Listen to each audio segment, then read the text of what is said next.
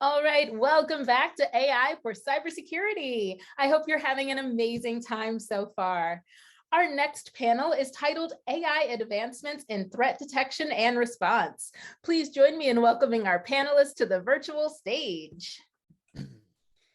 Hello, everyone. Welcome. Hello, Gary. Hello, Peter. How are you guys? Good. Doing great. Yeah, thanks, man. Woohoo. All right. So we're going to jump right into it because we do have a time limit here. We're going to kick it off with self-introductions. So the question is, could you introduce yourself and your role in your work? Gary, why don't we start with you? Could you give a brief introduction? Sure thing. First of all, thank you guys for having me. Look forward to the panel discussion. My name is Garfield Jones. I go by Gary. I'm the Associate Chief for Strategic Technology at the Cybersecurity Infrastructure Security Agency, better known as CISA. It's part of DHS.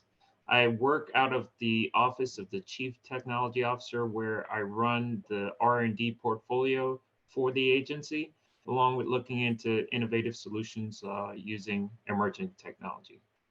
So thank you. Excellent. Thank you so much, Gary. And Peter, could you also introduce yourself and your role? Yes, good morning. Good meeting everybody. Looking forward to this. I'm Pete Gallinari. I am the Data Privacy Officer here at the state of Tennessee, formerly the Information Security Officer. So I wore multiple hats there for a little while, but doing data privacy now and looking at how we use data and how we protect it. So. Excellent. Thank you both so much. All right. So without any further ado, let's go ahead and jump into the first question. So threat detection and response is an area where AI tools and technologies seem to hold a lot of promise. Could you tell us about your perspective on how much value AI can add here and why? Gary, would you like to go ahead and jump into question number one first? Sure thing. Excellent question, by the way. So my perspective on this is AI it definitely has a future in with threat detection and response. First of all, I have to caveat that with we are still going to be needing humans to be part of this, right? You know, as we evolve these tools and start to learn and perform faster for detection and response, a human is definitely going to be needed in the loop. With the quick change in dynamics of the threat, you know, AI has really become more prevalent.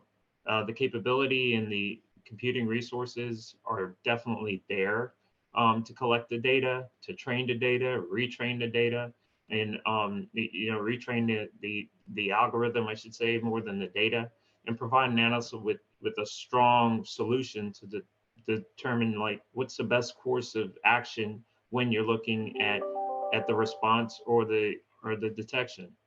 You have the use of NLP. You have supervised, you have unsupervised learning.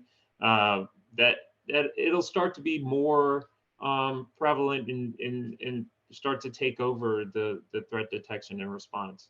NLP, which is the natural language processing, will help the analyst to prioritize, like summarize, analyze threat reports, you know, and to a certain degree, even produce the threat reports.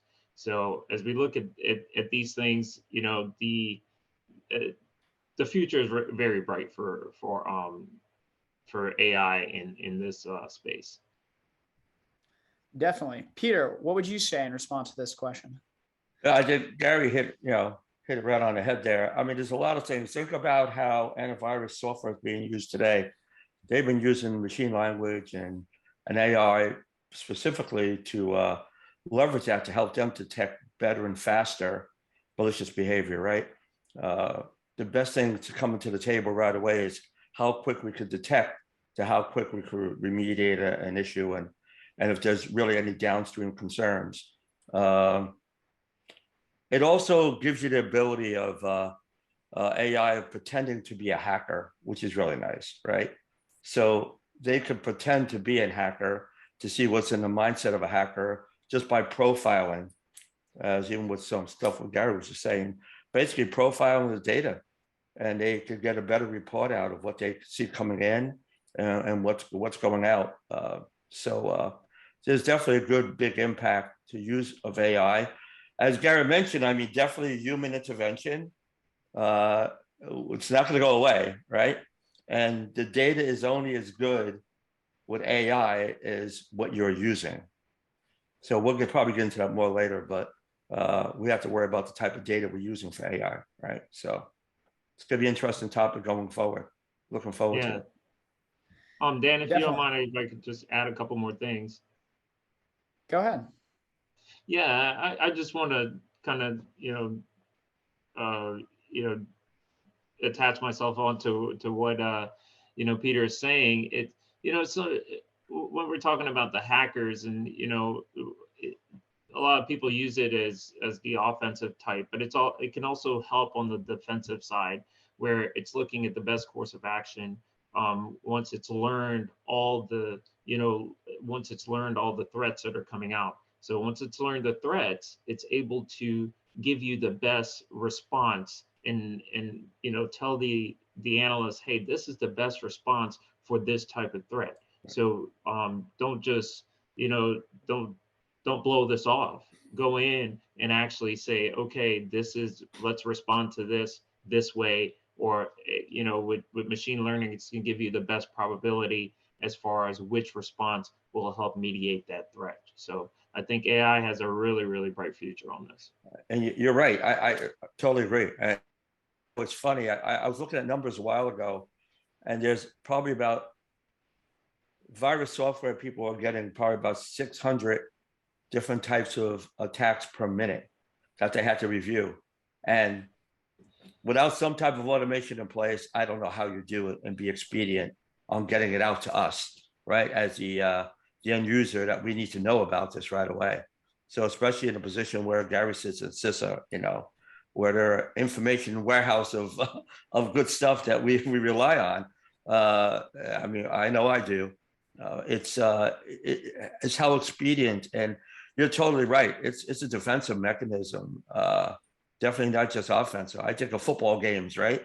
The best defense is going to win you the game, not always the offense. So we've seen that the past few years, right?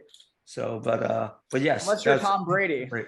Unless you're Tom, we don't talk about that. The man retired. He didn't retire. I don't know what he's doing. So I have one follow-up question for both of you. So from my role, talking to a lot of people who are cybersecurity leaders, it seems really clear that there's a lot of skepticism around the effectiveness of AI-driven tools and data science for threat detection and response. And yet it seems like you both agree that there are so many alerts going on in the SOC, let's say, that some sort of SOC automation driven by AI is actually critical. You actually can't do the job that well without it. And I also know that so many people seem to say that most AI tools these days, most cybersecurity tools, say they have some sort of AI built in. And so my question is, why is there so much skepticism around AI, given the fact that it seems like not only can you not do the job well without it, but everyone even has AI built in their tools. So why is there so much skepticism around this? Go ahead, Gary. Peter, you want to go first? Well, the other thing I'm going to bring up, because I wore my two hats, my security. Now I have my privacy hat on that I've done for many years. And from a privacy standpoint, you have to think about it's using data, right? And it's using data, a lot of data from all different sources. And you have to think about and I don't want to try to go too far ahead of ourselves in the questions, but there's security concerns around using AI from a data privacy standpoint, right? And where I'm going is that it's automating what you're doing. So think about these autonomous cars and AI is telling the car where to go and how to go and when to stop. If that data was ever poisoned or compromised, that car is not going to stop. It's going to run somebody over. So you have to think about, what are you doing with that data? How pure is that data? How controlled is that data? What's wrapped around it so those test data sets that they use to build all this are not compromised? So there is skepticism of who is going to be using AI and how well is your perimeter defenses to protect your natural data, or are they in place today, right? If you're working in a shop where the security controls are weak, you're going to have a problem.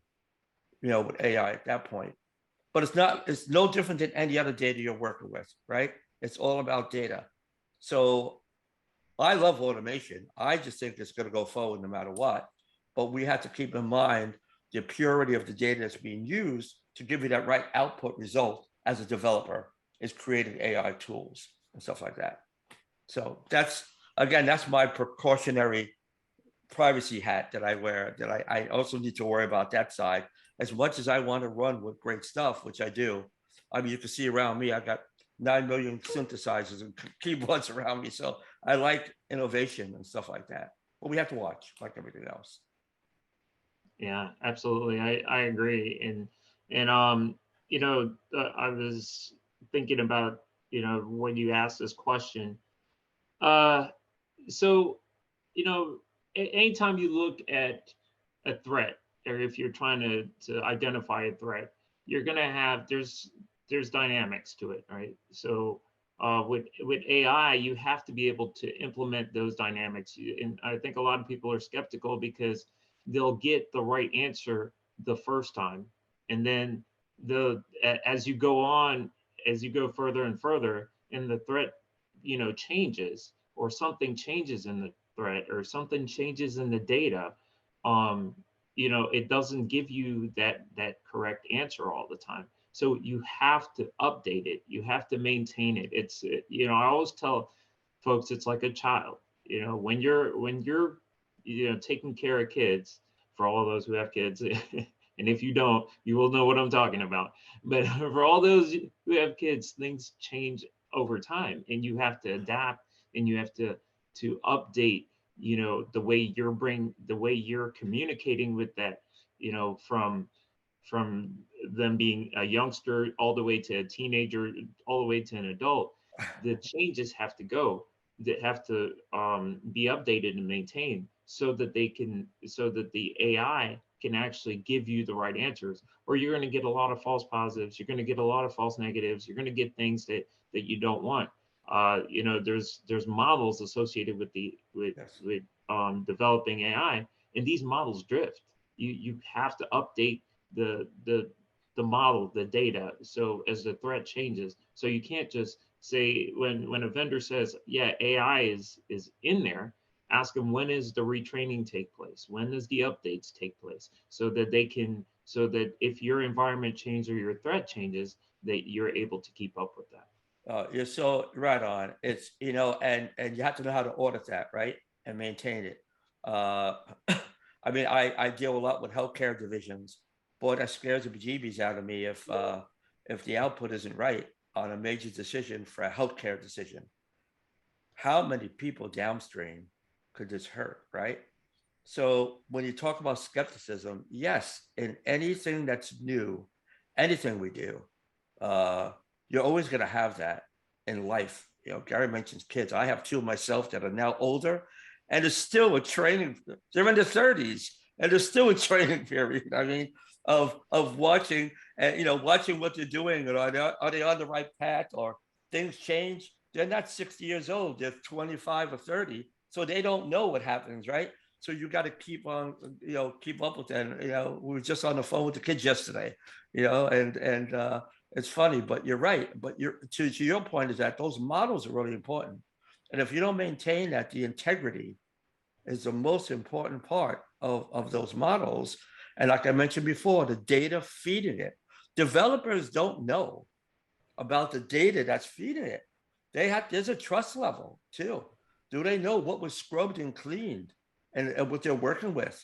That all becomes just awareness and training. A lot of that's training and awareness that's consistent. And you can't escape that. That's just part of the industry for safety. Totally, so. Yeah. Thank you both for sharing. Okay. So yeah, I mean, if I understood both your answers correctly, Gary, your ideas about the effectiveness of AI and, experiencing drift and other sort of challenges associated with it.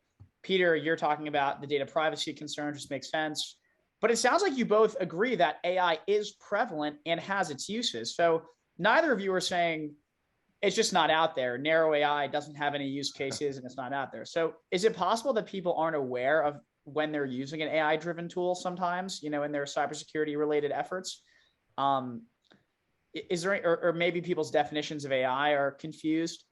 Could anything like that be going on? Because Yeah.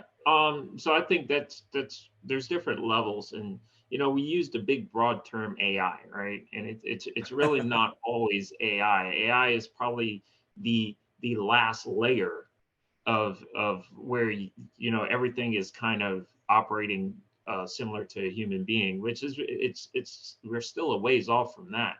We have automation, we have deep learning, we have machine learning, we have and then we start working our way towards AI. But a lot of people we covered under the AI blanket, but sometimes it might just be automation. It might be something close to RPA.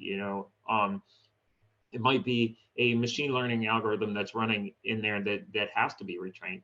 AI, when it's learning on its own and it's totally independent, that's a big difference than the other layers that are part of the I would say the AI machine learning spectrum. You're exactly right. I don't think they have a distinction, understanding how to differentiate between those. Right? It's just like disaster recovery and high availability and crisis management. Like those are all different things that people don't understand. And to your point, yes, there's a lot of RPA work going on out there.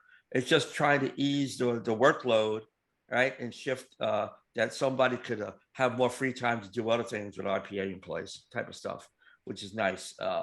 But AI is just another component over and above a lot of that, where there's certain types of intelligence that's being built to do things, and it's at a different level.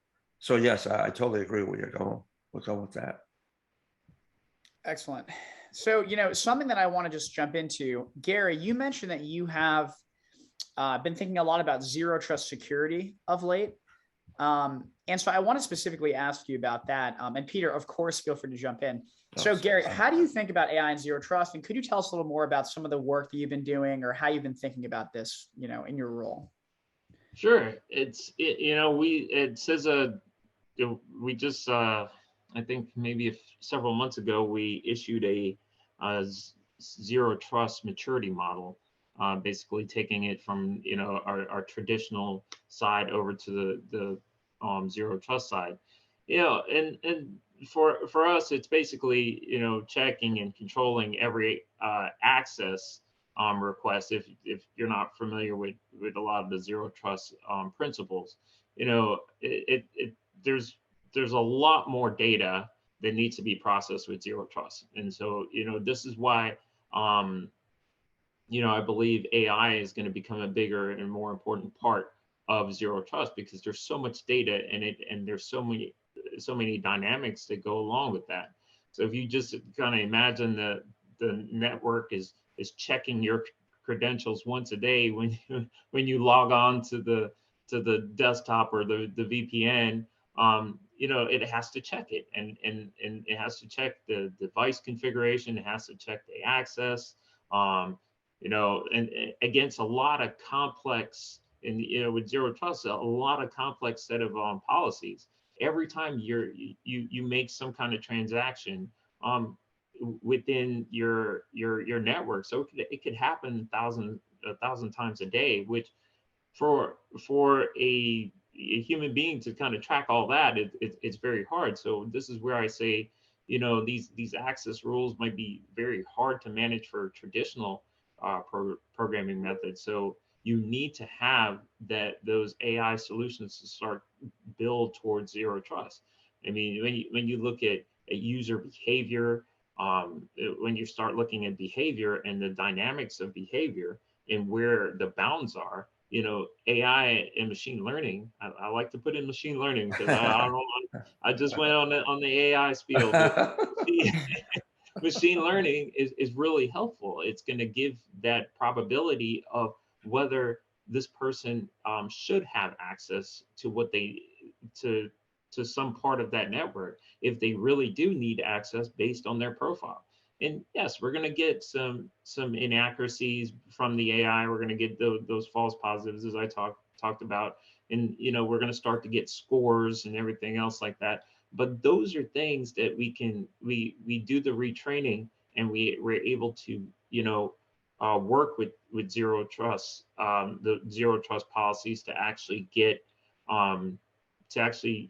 make the operations, once you've implemented operations with zero trust, to make that a little bit more seamless and smoother for the operator. So I think zero trust and AI, that's a marriage that's going to be going together fairly soon. It's just faith. I agree with you. It's funny. Zero trust has been a big buzzword now for the past couple of years, even bigger and bigger. And it's not something that's a slam dunk, right? It's a zero trust. Isn't an application, right? It's an infrastructural paradigm change to your environment. Do you have control of all your assets? Assets play a big part of this. I mean, how many industries really have great asset management, especially if they're big companies where they're just scattered all over the place, right? So that's a big part. And Gary mentioned some great things of there's so many components and activity to zero trust, is that you're going to need tools to help you monitor that and help make decisions you won't be able to do. It's just too big. You think about the traditional model today with data analytics, how they detect threats with threat signatures out there. What they can't do with the typical traditional stuff is detect 0 day. Right? 0 day. How are you going to do that with traditional? It's just not going to work. Those signatures are usually after the fact, for future, but not for something that's the unknown. And that's part of what AI is. They're trying to use that in a lot of software today that you're going to see for the virus mitigation stuff. They're trying to profile this so they can get this up front before it even hits you. So there's a lot of room for there. And zero trust is going to be very interesting to see how people are going to implement it. Like I said, it's not a tool. It's something of a culture that has to change in your environment. And that could take years. That's not going to be 6 months that you're going to say, I'm putting zero trust in. Not going to happen unless you're running one server with 3 people in an environment. I mean, it's just too hard for mid-size and large-size companies to do without a team too. Yeah. Yeah. And that's why, CISA really put out the maturity model, because it really is a act of maturity. You're going from, phase 1 or step 1. I can't remember exactly which one they use, but you have to go through all, implementing, identity, data, data tagging, inventory, classification. All these things are going to get you towards the zero trust, model. And, as Peter's saying, it's not a 1 day thing. It's not you drop a zero trust server in there and be like, okay, well, we're good to go. It's not going to work. The culture has to, the organization has to embrace it. The culture has to embrace it. Everything and the policies have to be constantly updated. And this is where AI and machine learning really comes into play. It's going to reduce that labor. It's going to look at those patterns that they see in the behavior and the network and everything else that traditional programming or traditional network analysis could not pick up. So and that's why you end up with 0 days. You end up with other threats. But with AI and machine learning, I think you lessen that chance. You will always end up with something, but I think you lessen that chance significantly with implementing AI and machine learning tools in there. Excellent. And, thank you both so much for weighing in. For those of the attendees who might be watching this and not have as solid understanding of how machine learning is a critical component of zero trust, could you say a little bit more about, Gary, for example, how you went about initiating machine learning for zero trust, exactly how the machine learning supports zero trust culture and infrastructure, as Peter said, and anything else that you might, think is relevant for someone who's just kind of dipping their toe into this. Wow, so that's a good one. I'm afraid for myself to start talking about this, because this could be this could be it could be I'll try to make it as straightforward as possible. So let's try this. So when a new user, let's just say a new user is added, it may take some time to kind of before a good behavior profile can be established. And as building that profile, you may require like history of hundreds of access requests, right? So while this profile is being built, the risk assessment scores may be like inadequate or inaccurate, which puts more false positive, false negatives, anything like that. So and when you use AI and machine learning, what it does is it's able to look through those behavior profiles very quickly and pattern match what is needed for this type of job or that type of job, and then you're able to get that access, set that person up with the access, or set that individual up with the access so that they can do their position.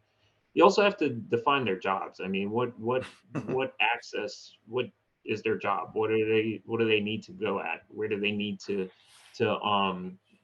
what parts of the organization do they need to interact with? So it is very what they call fine grained, where those policies can be done. You have data inventory, data classification, data tagging. So these these decisions are informed by like attributes of the data, such as criticality, pretty much where the data resides and tag. And then you're conducting an inventory of data, tagging using what we call the policy decision point, if folks are familiar with that. And that again is using the fine grained control, and that can be pretty hard. When you look at AI machine learning, you're looking at supervised and unsupervised learning. So AI agents could be possibly trained to using a set of data, and just you have it manually tagged first, and then just training them to just training the AI agents to kind of see this data that was manually tagged, and then kind of learn from there. When you look at the unsupervised part of it, then you're saying, okay, well, how can I'm going through a collection of basically untagged, not categorized data, right? So I want you to see the patterns in the data and be able to grant access to the person, and and that or to the individual, and kind of define that. So hopefully that's where you wanted to go, Dan. Hopefully I didn't go too deep, but that's basically how we use AI to kind of set things up. Well, I gave you an absurdly broad question, so I thought that was really helpful. Excellent. So, okay, just to shift gears a little bit, Peter, you sent me what I thought was an incredibly thoughtful email after we talked a few weeks ago about the additional risks that AI can pose when it comes to cybersecurity and data privacy. And so I was wondering if you could just kind of say more about that, and we can have a little conversation about that right now. Yeah, sure. It's interesting. Like I said, between security and privacy, you have a lot of concerns. Listen, if you hear a snoring, it's not me. It's my lab on the floor. That she every once in a while snores pretty loud. So she has to stay in the room with me. It's a comfort zone, I guess. Yeah, it's interesting. I'm going to read something right here. Just a little blurb that I stole. I don't know where I stole it from, but it wasn't mine. But it said, increasing dependence on AI for critical functions and services will not only create greater incentives for attackers to target those algorithms, but also the potential for each successful attack to have more severe consequences. Might have been you guys, CISA. I don't remember where I got it from, but I got it from somebody out there. And I love that statement because that's a good lead into where I'm going with the criticality of the data that you're using. I spoke about areas where you have to worry about data getting poisoned, right? What's going to happen as an end result? The data is corrupted if it's poisoned. AI is only as good as the data that comes in, but it uses a lot of large data to profile, right? That's how it builds its profiles and how it builds its report outs of what you can do with this stuff and how it's going to act on impact certain things. So I talked about a minute ago about healthcare or cars or things like that. If it's a major impact to a healthcare division across the country, think about the pandemic. What if the numbers are wrong of getting a vaccine that maybe we shouldn't be getting or should be getting, right? It's using these algorithms. So the tools that are being used for AI have to really be protected. Those models that we spoke about, those test data sets have to be secure. The algorithms that build the results of what's going to come out of the AI really has to be protected. And I feel bad for developers at this point, because how much do they know about that data that they're using and what the end result really is? So there is a lot of impact there that we have to worry about downstream. There's a couple organizations out there, and maybe Gary, you know, is the National Security Commission on Artificial Intelligence. They have write-ups out there about securing data that's being used for AI, or how you actually secure AI in general. And I think that people need to look at those steps of what's happening while they're building their AI systems, and understand the importance of transparency of the testing and the accountability of those algorithms, who owns them, to keep controls wrapped around them as tightly as you can. It's no different than any other data you need to use in your environment. You know, we spoke about, Garrett, to your point on this last topic that you just spoke about, it is so important understanding data classification is a big bug of mine for years in every company I've worked with. People do not do proper data classification of their data. So they don't even categorize it well enough to even do stuff like this to understand what their data is. If you're using AD as your access control, you know, how well is AD set up in your subgroups and your other groups out there of who could have access to what, when, and how? That has to be looked at. So there's a lot of maturity that you need to have prior to going to AI to understand your environment, because bad in is also bad out. It's no different than a cloud, right, guys? I mean, we want to run to the cloud, but if your environment is screwed up on-prem, it doesn't get better by putting it in the cloud, right? It doesn't change anything. It's still bad. It's no different than what we're trying to do with automation. If you have bad data going in, or corrupted or poisoned data, the results are not going to be good at all. And it's going to hurt something or someone or an environment. So I know I can talk about this for hours, but we really have to watch this as prep work up front. Gary, what do you think about additional risks posed by AI? I mean, you must have a perspective on this, seeing AI implemented in so many different places. Yeah, I mean, and I think I brought some of these up, and it's that maintenance, right? The model drift, you know, that you have to worry about maintaining the correct model, the bias in the data, and you know, Peter talked about data poisoning, but there's also the bias in the data where, you know, we're using historical data, and then it doesn't it pulls the probability, or it pulls the numbers one way because we don't have the recency of the data to produce something. And, you know, Peter was talking about the pandemic. So if we look at historical data when the pandemic started versus, you know, the last few months, at least, you know, in the US, you know, we would say, is there really a pandemic? You know, so I mean, it's all those, you know.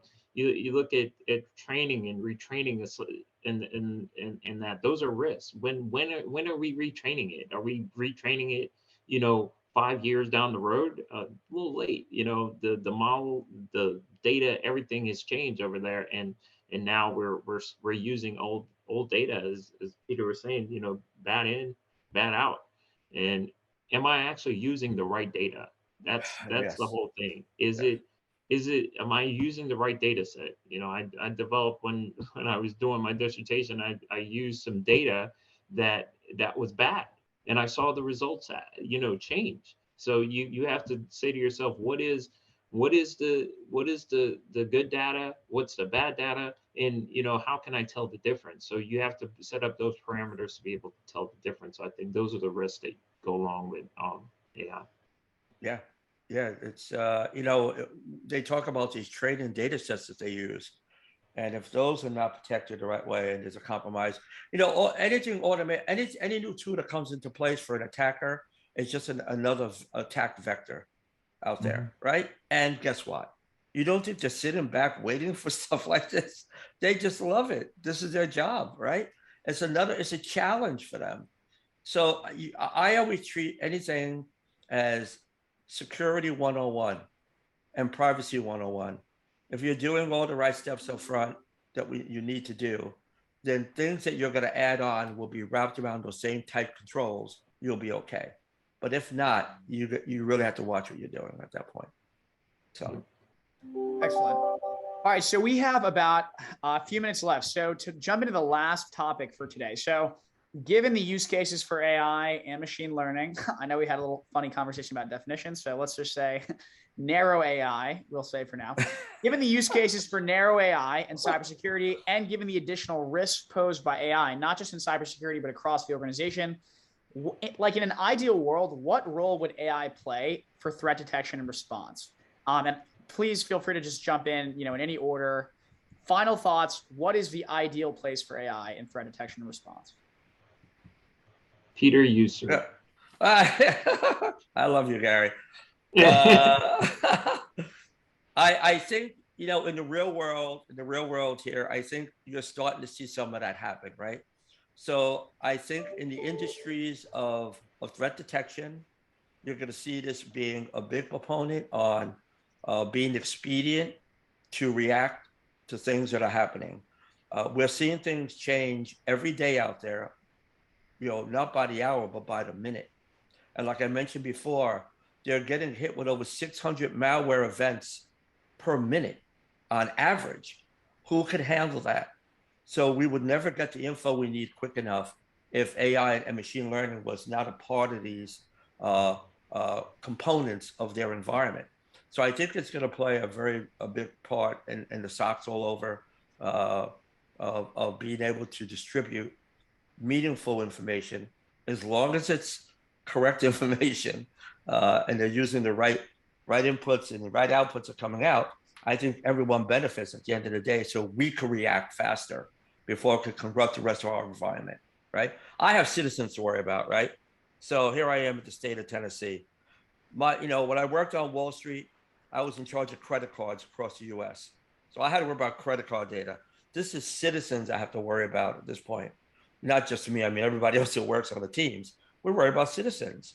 So it's very important to us that the information we're getting is fast and accurate so we can react. So I see that as being right. Yeah, absolutely. And I see it as same as you, Peter, it's going to play a very large role in that space. But I also think it's going to be paired along with the human analyst, because I think that's who has to be constantly checking. And, it's going to make their job easier and faster. We can detect threats now, but we detect threats late. It's going to bring that mean time to response, lower. It's where the right marriage and trust between that AI and analysts, it needs to be looked at. I mean, it has to be. We have to make sure that things are being checked. I think it's going to go to the point where it's not just detection that we're looking at. We also AI, once it learns enough, we're going to get to that prediction part of it.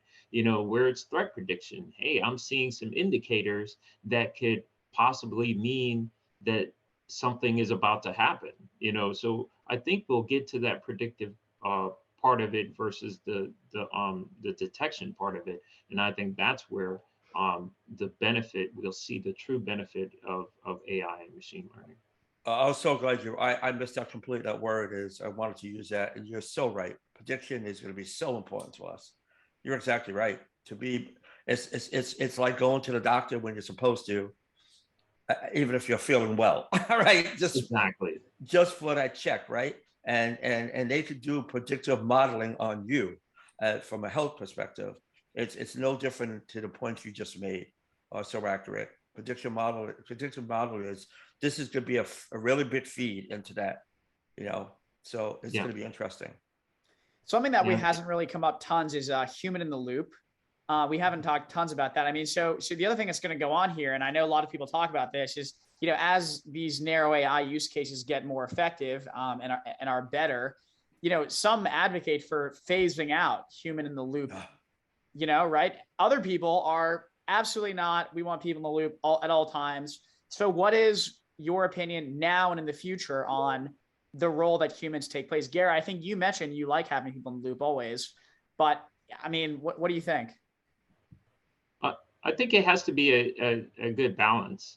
I think, I don't think the human in the loop will ever be phased out, but I think you'll have a good balance, because there's always, the analyst always knows what their solution's supposed to look like, right? And once, and as I say, with these AI models, if you don't maintain them, if something happens or if something gets corrupted, even with our computers, they work 90% of the time. They work great. They get sent an update and something funny happens, and we know right away, hey, this is not working right. Let's contact someone. Let's figure out something. So I think it won't be, it won't be as much burden. I'll throw out a percentage. I think it'd probably be, 80-20 when we're looking at, 80% AI and 20% analysts, because of, the amount that they'll be responsible for. So I think there's always going to be that. Yeah, I feel the same way. Exactly. You got to have the human intervention. What this is going to do is that people are so busy today that this is going to help alleviate someone's time, so they can actually work on some of the real important things that we don't work on, to help us work through other systems and be smarter. So resources are not that easy to come by at times, and you're working with limited teams. This might be able to help alleviate some of their time that they were doing manually, and give them more ideas to work forward on things that could be important to the business going forward. So I think it really helps. If I can just add one more thing. So and this is, if we think that adversaries are not starting to use machine learning and AI models, we're sorely mistaken. This is our one chance to get ahead of what they're doing, right? So this might be, if we shy away from it, I think we're going to be behind the curve again. And, I think things are going to go haywire just like they did. And we're going to be searching for the next great thing to try to get ahead. But this is our chance. This is our chance to get ahead of the adversary and implement solutions that can actually detect, predict, and mitigate these threats. Remember in the very beginning, we spoke about how this could imitate a hacker. How cool is that, right? Yeah. So it can actually imitate what a hacker's next move might be. It's a chess game. So it's really good to maybe understand that next move and maybe be ahead of the game instead of always behind. Right? It's so funny. We once tried to put together a webinar, and we called it like blue team, red team. And the idea was basically to get people to come and talk about how defense works with AI and how offense works with AI. And of course, we totally struck out on the offensive. Like, I don't know what we were expecting. Like, I don't know if we thought, we were going to find an adversary who was like willing to come and talk about how AI is used. I mean, what do we think? We're going to post a Craigslist ad and say, but anyway, I really appreciate what you just said, both of you. Thanks, Dan.